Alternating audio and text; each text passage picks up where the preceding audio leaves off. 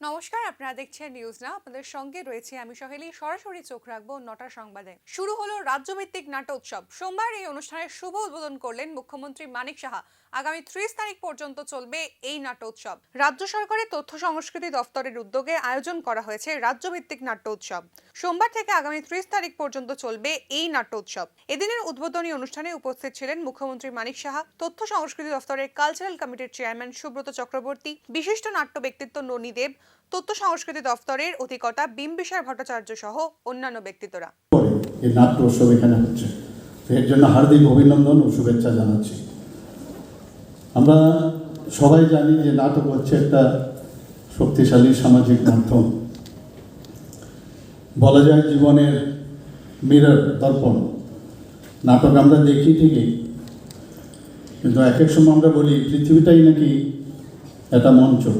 সেই মঞ্চের মধ্যে আমরা সবাই কিন্তু নাট্যকার, এবং যারা লেখেন, যারা নাটক তৈরি করেন, যারা শিল্পী, তারা কিন্তু এর থেকে সেটাকে এক্সট্রাক্ট করে সেই যারা শিল্পীদের মাধ্যমে মানুষের সামনে দেখায়। অর্থাৎ এটা একটা সমাজের প্রতিবিম্ব বলা চলে।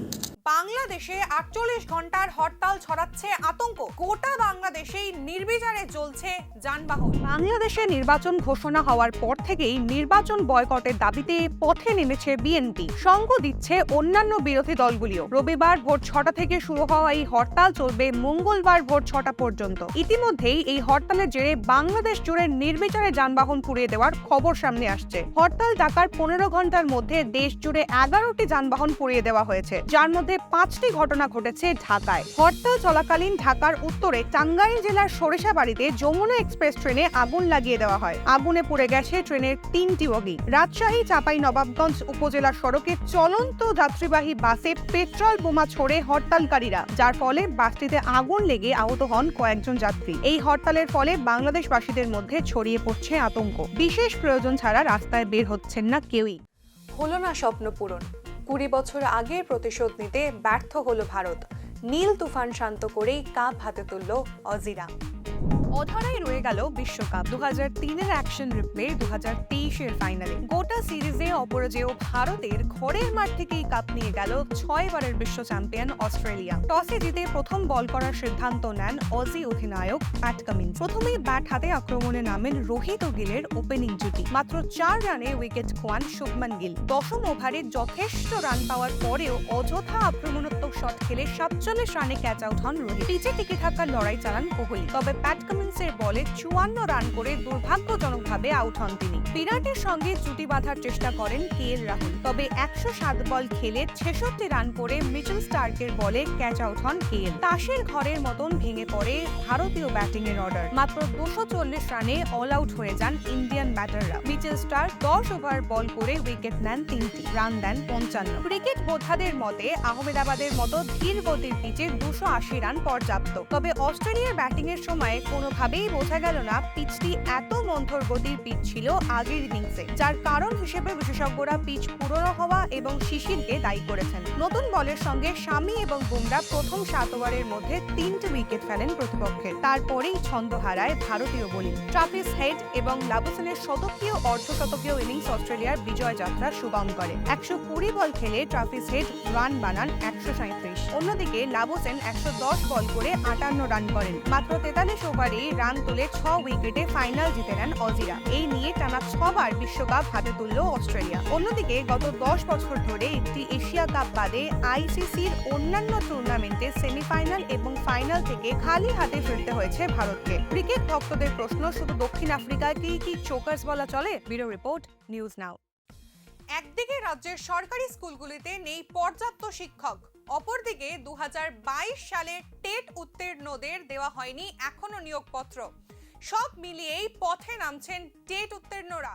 2022-এর ডিসেম্বরে টেট পরীক্ষা দিয়েছিলেন প্রায় 38,000 পরীক্ষার্থী, যার মধ্যে পাশ করেছেন 361 জন। তবে তাদের নিয়োগ হয়নি এখনো। নিয়োগের দাবিতে কয়েক মাসে বেশ কয়েকবার টিআরবিটি অফিসের সামনে বিক্ষোভ করেন উত্তীর্ণরা।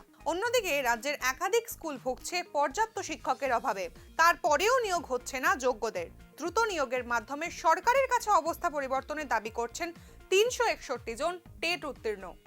বিগত মাস এবং এর আগের মাস থেকে আমরা টিআরবিটি অফিসে আমরা এসেছি। আমরা একটাই কারণ, আমরা টেট পাস করেছি, আমাদের সরকার যেন আমাদের চিন্তা ভাবনা করে। মূলত বিষয়টা হলো আমরা 2022 সালের ডিসেম্বর মাসে আমরা এক্সাম ফেস করি, টেট এক্সাম যেটা, ওইখানে প্রায় ৩৫,০০০-এর উপর আমরা এখানে পরীক্ষায় বসি। পরীক্ষায় বসার পর আমরা দেখলাম যখন রেজাল্ট আউট হলো ৩৫,০০০-এর এক্সাম দেওয়ার পর আমরা ৩৬১ জন আমরা টেট কোয়ালিফাই করি। তখন আমাদের মনে খুবই একটা উচ্ছ্বাস সৃষ্টি হয়েছে। ৩৫,০০০ পরীক্ষার্থীর মধ্যে আমরা ৩৬১ জন আমরা পরীক্ষায় পাস করেছি। তাতে দেখা গেল আমরা টিআরবিটি আমাদের ছাড়পত্র অতি সত্বর তাড়াতাড়ি দিয়ে দেয়। টিআরবিটি যখন ছাড়পত্র দেয় তখন টিআরবিটি ছাড়পত্র দেওয়ার পর আমরা গভর্নমেন্টের উপর আমাদের একটা আশ্বাস ছিল যে তাড়াতাড়ি আমাদের নিয়োগপত্রটাও দিয়ে দেবে। তাতে দেখা গেল আমরা কিছু বারবার আমরা বিভিন্ন দপ্তরের মন্ত্রী মহোদয়, আমরা ত্রিপুরার অভিভাবক যিনি মুখ্যমন্ত্রী মানিক সাহা ডক্টর, ওনার কাছে আমরা বারবার দেখা করার জন্য গিয়েছি, অনুমতি পাইনি। উনি মুখ্যমন্ত্রী ত্রিপুরার ব্যস্ততম মানুষ, আমরা বুঝি, আমরা জানি।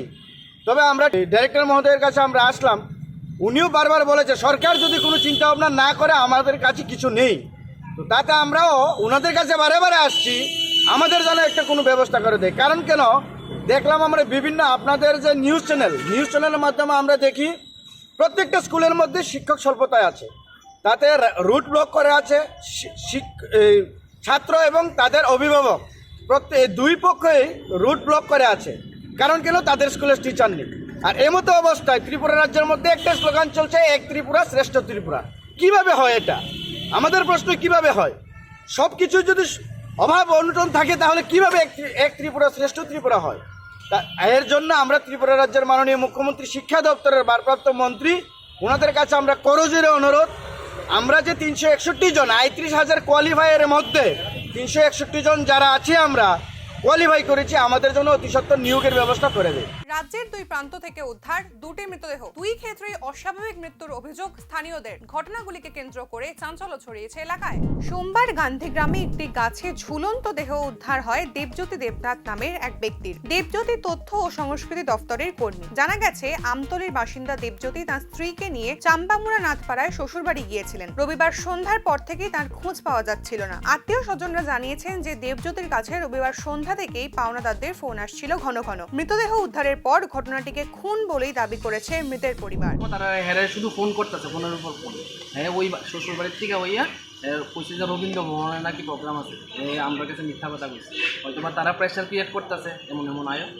আর আরেকটা কথা হইছে, হ্যাঁ যে ওইখানে মারা গেছে, হ্যাঁ ওই দিকের কিছুই চিনে না, একবারে সরল সুজা ফোলা পাইন, কোনো কিছু নেয় সাথে সাথে কিছুই করে না, ঠিক আছে। আর ওই দিকে এসব এরিয়াও চিনে না যে জায়গাতে হ্যাঁ মার্ডার হয়েছে, ঠিক আছে। হ্যাঁ টোটালি এটা যেটা হয়েছে এটা টোটালি মার্ডার হয়েছে, ঠিক আছে। আপনারা কি অবস্থা পাইছেন? আমরা তো যাই যে ঝুলিয়া রয়েছে দেখি। হ্যাঁ, কেউ যদি মারা যায়, ঠিক আছে, যদি নিজে সুইসাইড করে, হ্যাঁ জুতা থাকতো না, বাকি যেগুলো কিছু থাকতো না, যদি একটা গাছের উপরেও উঠে, হ্যাঁ গায়ে ইয়ে থাকবো, ময়লা টয়লা থাকবো, এটা পিছলা গাছটা বলতে টোটালি পিছলা। হ্যাঁ, এর মধ্যে কিচ্ছু পাওয়া গেছে। হ্যাঁ, শরীরে কোনো কিছু কি মনে হইতেছে? গাছটা অনেক বড় গাছ। কি মনে হইতেছে যে যারা ফোন করছে তারাই কি মানে এটার সাথে কোনো? হ্যাঁ, এটার সাথে তারাই জড়িত আছে, দুইজন, ঠিক আছে। তারা সারাদিন হ্যাঁ ফোন করছে। এই বিষয় নিয়ে আপনারা আইনে দ্বারস্থ হবেন না? কোনো মামলা টামলা করতেছেন? হ্যাঁ, আইনের দ্বারস্থ। আচ্ছা, যেহেতু ওনারা ঝুলানো অবস্থা পাওয়া গেছে, শরীরে বা কোনো জায়গাতে কোনো ধরনের কোনো টাচ পাওয়া গেছে না, কিচ্ছু নাই, শরীরে কোনো ধরনের ময়লা নাই, কিচ্ছু নাই। জানেন আছে। নামটা কি বললেন ওনার? ওনার নাম হচ্ছে দেবজ্যোতি দেবনাথ, বাড়ির নাম অঙ্কুর। কি করে? উনি তথ্য সংস্কৃতি দপ্তরে চাকরি করে। একই দিনে রাজ্যের অপর প্রান্ত থেকে এক মহিলার অগ্নিদগ্ধ দেহ উদ্ধার। মৃতের নাম সুদীপা সাহা। স্বামীর সঙ্গে বিবাহ বিচ্ছেদের পর থেকে সোনামুড়া মধুবন কলেজ রোড এলাকায় বাপের বাড়িতেই থাকতেন সুদীপা। সোমবার সকালে হঠাৎ করে তাকে খুঁজে পাচ্ছিলেন না তার বাবা মা। খানিক খোঁজাখুঁজির পর বাড়ির পাশের পরিত্যক্ত বাথরুম থেকে অগ্নিদগ্ধ অবস্থায় উদ্ধার করা হয় সুদীপার দেহ। তারপরেই তারা পুলিশে খবর দেন। ঘটনাটি আত্মহত্যা নাকি অন্য কিছু সে বিষয়ে তদন্ত শুরু করেছে পুলিশ। আগুন লাগাইছে তো মনে হয়। আপনার চিৎকার চেঁচামেচি শুনেননি কিছু? না না, একদম ঘরের পাশে না? ও তো আমরা আগের বাথরুমে কোনো আওয়াজ চিৎকার চেঁচামেচি শুনেননি? না না, কে ছিল বাড়ি তখন? আমরা দুইজনেই, স্বামী স্ত্রী আর মেয়ে থাকতো। ছেলে মেয়েরা কোথায় যে মারা গেছে ওনার? ও তো এক ছেলে এক মেয়ে। একে আপনার বাড়িতে না স্বামীর বাড়িতে? স্বামীর বাড়িতে। কি নাম আপনার? নিমাই সাহা।